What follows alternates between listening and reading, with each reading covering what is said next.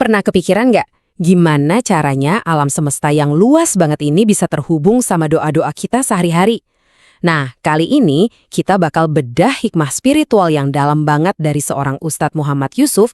Kita akan lihat gimana cahaya penciptaan ternyata nyambung loh sama rahasia keharmonisan rumah tangga. Yuk kita mulai. Oke, kita langsung aja mulai dari akarnya. Dari gagasan paling dasar dalam ceramah ini. Sebuah konsep yang skalanya kosmik, yang jadi fondasi dari semua yang akan kita bahas nanti. Yang menarik, ceramah ini mulainya bukan dari aturan atau larangan loh, tapi dari sebuah kisah asal-usul. Bukan cuma asal-usul manusia, tapi seluruh alam semesta. Jadi, apa sih sebenarnya Nur Muhammad ini? Coba bayangin, ini tuh kayak percikan cahaya ilahi yang pertama banget diciptakan. Semacam esensi spiritual murni yang jadi cikal bakal dari segalanya, termasuk seluruh alam semesta ini. Nah, disinilah letak keindahannya. Konsep cahaya kosmik ini ternyata bukan cuma sesuatu yang ada di langit sana, tapi justru terwujud langsung di dalam diri kita, bahkan di setiap gerakan sholat yang kita lakukan. Jadi gini, setiap elemen itu ternyata terhubung dengan postur sholat. Api yang sifatnya menjulang ke atas, itu seperti postur kita berdiri tegak yang dilambangkan huruf alif. Terus angin yang membungkuk, itu pas banget kayak posisi ruku kita yang dilambangkan huruf H. Tanah, tempat kita bersujud, itu adalah mim. Dan terakhir air yang tenang, itu seperti posisi duduk kita yang melambangkan huruf dal. Dan ini dia puncaknya. Waktu huruf-huruf tadi, alif, ha, mim, dal digabung, jadinya apa? Ahmad. Ahmad, salah satu nama mulia untuk Nabi Muhammad. Ini seolah-olah ngasih tahu kita kalau cetak biru sang Nabi itu udah terukir di dalam kain alam semesta dan di dalam diri kita lewat sholat. Oke, dari konsep penciptaan ini, gimana sih hubungannya sama amalan doa kita? Yuk kita lihat gimana ini semua nyambung ke praktek doa, dimulai dari doa yang paling pertama kali ada. Ternyata, doa pertama yang diajarkan itu bukan untuk minta ampun atau minta tolong loh, tapi justru untuk mengirimkan berkah kepada Nabi yang kita kenal sebagai shalawat. Dan ini luar biasa banget. Shalawat ini bahkan sampai jadi mahar ilahi dari Adam untuk Hawa di surga. Nah, Ustadz Yusuf ngejelasin ada 2 jenis shalawat utama nih. Yang pertama, shalawat Adam. Ini yang kita pakai untuk menyapa Nabi secara langsung. Seolah-olah beliau ada di hadapan kita. Beda lagi sama sholawat Jibril. Ini adalah doanya para malaikat untuk memberkati esensi spiritual Nabi bahkan sebelum beliau lahir ke dunia. Oke, pertanyaannya sekarang gimana caranya konsep-konsep spiritual yang dalam banget ini bisa kita pakai buat solusi masalah sehari-hari? Nah, ini dia jawabannya. Misalnya nih, kita lagi ngadepin rintangan yang rasanya besar banget.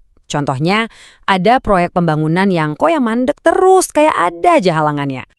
Nah, untuk masalah seperti ini, ceramah ini nawarin satu amalan spiritual khusus. Caranya, baca sholawat Jibril, Shallallahu ala Muhammad, sebanyak 1000 kali setiap malam.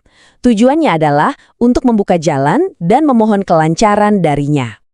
Gimana kalau masalahnya bukan soal bangunan, tapi soal gangguan dari dunia lain? Mungkin ada yang pernah ngerasain diganggu jin atau hal-hal aneh di malam hari?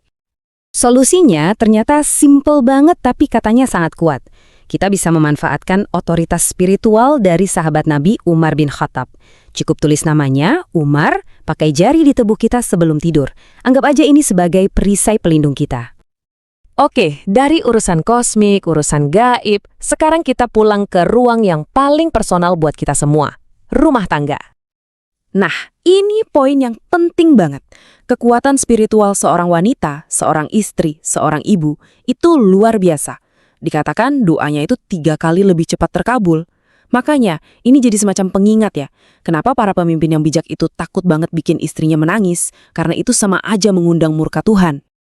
Ustadz Yusuf juga membagikan sebuah ritual yang indah banget yang katanya diwariskan dari Khadijah, istri Nabi, untuk memupuk cinta dan meredam amarah dalam rumah tangga. Dilakukannya pas waktu subuh di hari Jumat.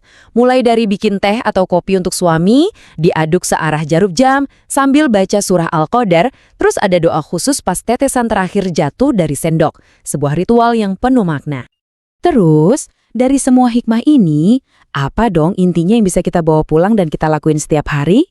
Nah, Ustadz Yusuf ngerangkum semuanya jadi 5 amalan kunci harian. Cuma 5, kelihatannya simpel ya.